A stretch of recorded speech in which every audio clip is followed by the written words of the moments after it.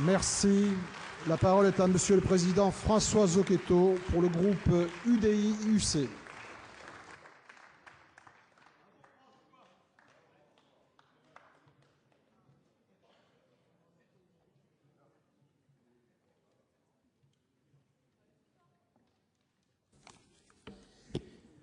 Monsieur le Président, Mesdames les ministres, mes chers collègues, nous vivons un moment important.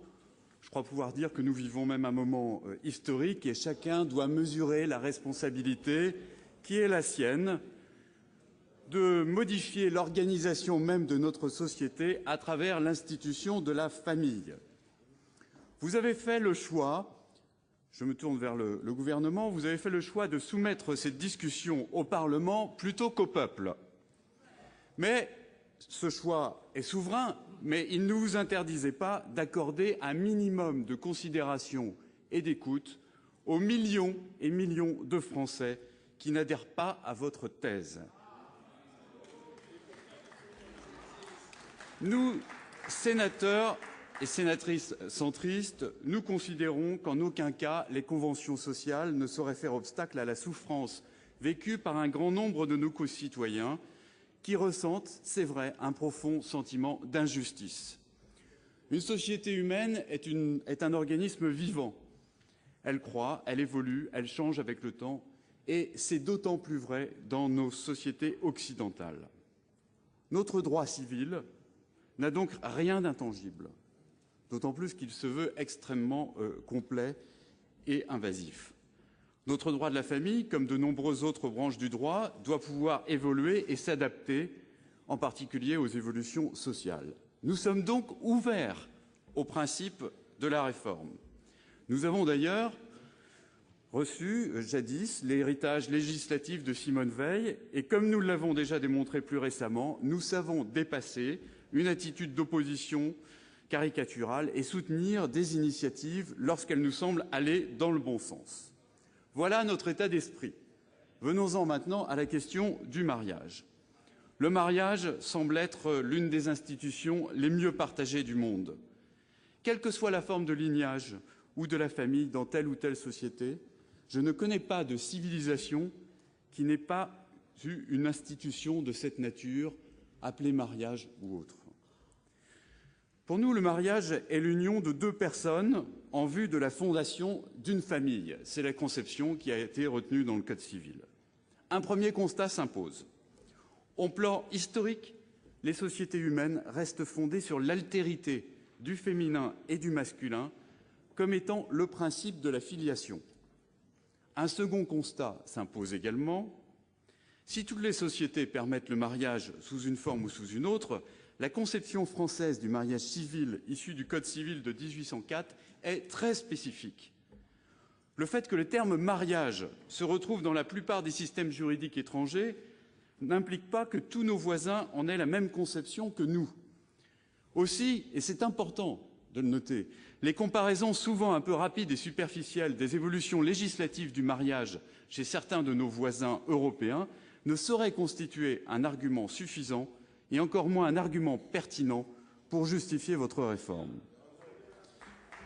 Nous sommes par ailleurs attachés à la diversité déjà existante dans notre droit. Pour le couple, mais aussi pour la famille, notre droit se caractérise déjà par une pluralité de régimes synonymes pour chacun de liberté. Liberté de choisir, bien sûr, le cadre qui lui convient. Liberté de choisir un système encadré juridiquement ou beaucoup plus simple, ou beaucoup plus ouvert, ou beaucoup plus souple. Et c'est ainsi qu'en 2013, 3 régimes existent déjà, le concubinage ou union libre, le pacte civil de solidarité et le mariage. Cette diversité, nous y sommes, ainsi que nos concitoyens, très attachés. Pour autant, ces différents cadres juridiques sont-ils suffisants et sont-ils adaptés aux évolutions des couples et aux évolutions des familles d'aujourd'hui? Sans doute pas, nous en convenons. Et en particulier, nous entendons la demande des couples homosexuels, nous entendons leur désir de reconnaissance sociale accrue. En effet, il y a aujourd'hui plus de solennité dans la signature d'un acte d'achat ou de vente d'un bien immobilier que dans la signature d'un PACS, ce qui, convenons-le, n'est pas normal. Aussi, dans notre groupe, nous militons pour une union civile ouverte à tous les couples. L'union civile que nous vous proposerons, et nous la détaillerons bien sûr lorsque nous examinerons ces amendements importants, l'union civile pour nous n'est pas un contrat, c'est un engagement entre deux personnes qui seraient célébrées à la mairie et qui apporteraient les mêmes droits et les mêmes devoirs que le mariage, notamment en matière patrimoniale, mais différence fondamentale avec le mariage, cette union civile n'aurait pas d'effet sur la filiation. Eh oui. Pourquoi ce choix? Eh bien justement pour préserver la conception actuelle du mariage civil. Car en droit français, effectivement, on déduit du mariage la filiation, et certains semblent l'ignorer encore aujourd'hui, que ce soit à travers la présomption de paternité ou l'adoption. C'est une évidence juridique, mais je crains que, même parmi nous, certains n'en soient pas totalement empreints. C'est pour cela qu'une large majorité, d'ailleurs dans notre groupe, est opposée à votre projet de loi, Madame la garde des Sceaux. Car nous avons tous pu mesurer que dans le débat public, ce n'est pas la question de la conjugalité qui agite le monde, c'est celle de la filiation. Alors on a souvent rétorqué à ceux qui souhaitaient protéger la forme actuelle de la famille que celle-ci reposait sur une inégalité qui excluait de fait les couples homosexuels. Les couples hétérosexuels auraient un droit que l'on refuserait aux autres, par pur conformisme.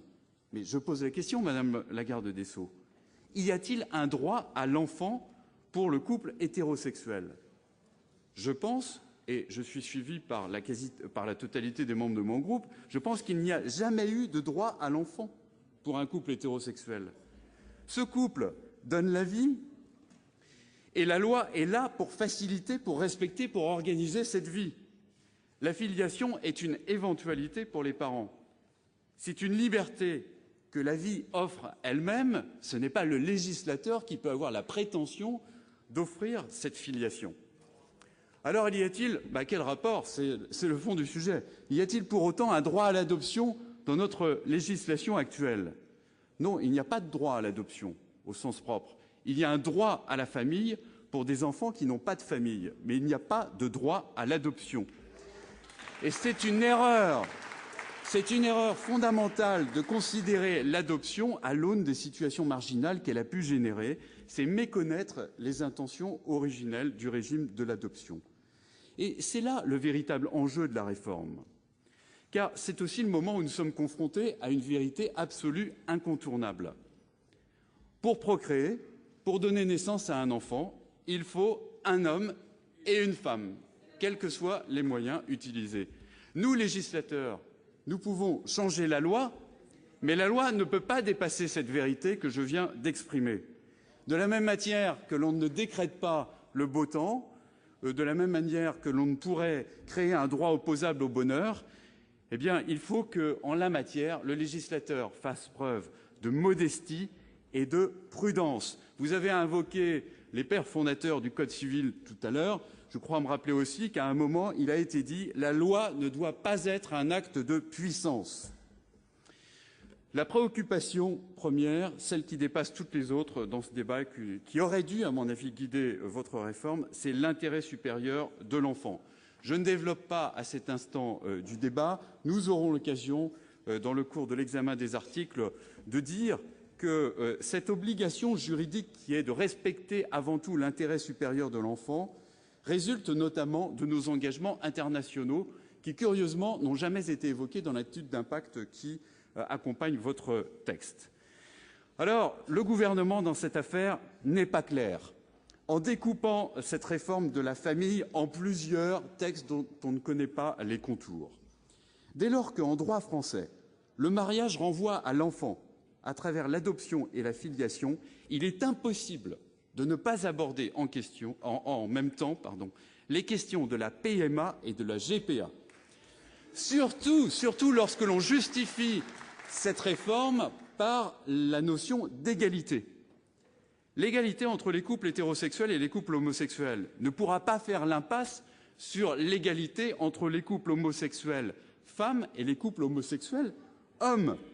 Et les seules issues possibles seront la PMA pour les couples de femmes et la GPA pour les couples d'hommes.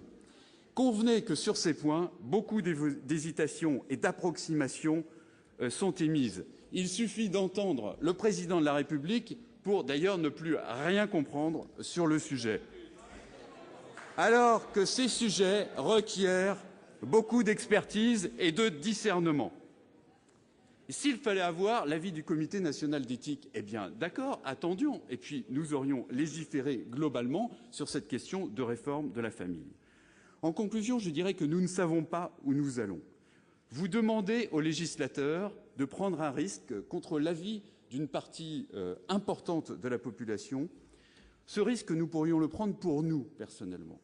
Nous pourrions le prendre éventuellement pour des adultes.